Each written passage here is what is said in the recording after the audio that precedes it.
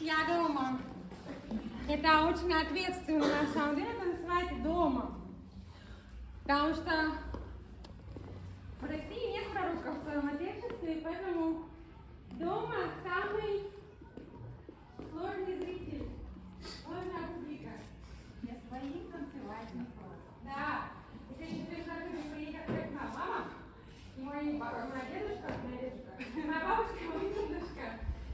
И я думала, что это будет вообще для меня очень тяжело. Они приехали. Они ждут видоса. Вот. Но тем не менее, это очень сложно, потому что здесь есть люди, которые тебя очень любят, и есть люди, которые тебя очень не любят.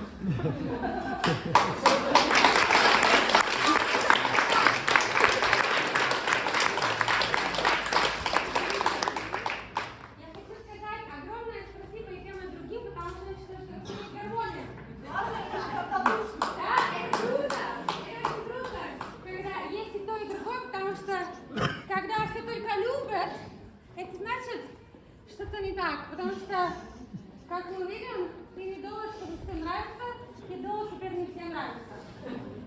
Поэтому я очень рада, что здесь, в этом зале, на этом танцполе, мне очень нравится это много, мне очень нравится это место, и я рада, что здесь есть все.